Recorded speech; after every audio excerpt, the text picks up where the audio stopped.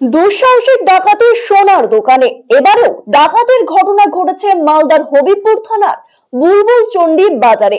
সোমবার গভীর রাতে এলাকায় থাকা টিঙ্কু দাসের সোনার দোকানে হামলা চালায় বেশ কয়েকজন দুষ্কৃতী। ডাকাতিতে বাধা দিতে গিয়ে প্রতিবেশী ব্যবসায়ী অপূর্ব সরকারের হাত পা বেঁধে রাখে দুষ্কৃতীরা। দোকানের আলমারি ভেঙে লুট করে নিয়ে যায় সোনার উপর প্রচুর অলংকার, নিয়ে যায় বেশ কয়েক হাজার নগদ টাকা, এমনকি পালানোর সময় নিয়ে যায় দোকানের সিসিটিভির হার্ড ডিস্কও। ঘটনা জানাজানি হতেই চাঞ্চল্য ছড়ায় এলাকা জুড়ে। খবর পেয়ে ঘটনাস্থলে আসে পুলিশ।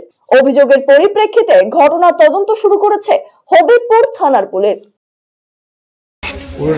দোকান আজ আমি গত রাতে আমি কলকাতায় গেছিলাম।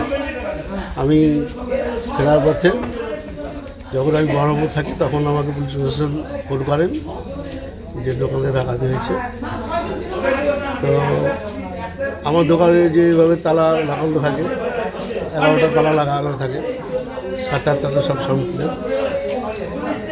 এবার হচ্ছে আমাদের বিষয় হচ্ছে যে আমি যে জিনিসপত্রগুলো বেচা কেনা করি সম্পূর্ণ হচ্ছে রেডিমেডের মধ্যে আমার করা হয় এবং কাস্টমারের মালও থাকে।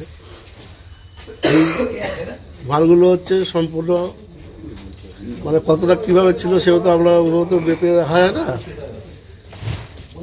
তো কী বলবো আর যাই না। মানে আমার কত সোনা কত চাঁদি ছিল? চাঁদিটা 15 কেজির উপরে হবে। সোনা মোটামুটি আইডিয়া ওগুলো পারা যাচ্ছে না। ওই সব কাস্টমার থাকে তো, কাস্টমার ছিল আর আমার কিছু রেডমেড ছিল। সব মিলিয়ে কত টাকার মাল হতো? আনুমানিক এখন তো মোটামুটি 70,000 টাকা কেজি চাঁদি, ঠিক আছে।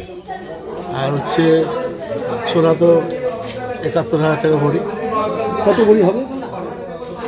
ভরি হিসাবটা অ্যাকচুয়ালি আমি ওভাবে মানে ওই সব কাস্টমারের মালটাল তৈরি করা থাকে। আনুমানিক কত হতে পারে? আনুমানিক এখন মানে খাতা মেনটেন্সটা ওখানে দেখতে হবে আমার কতটা অর্ডার ছিল।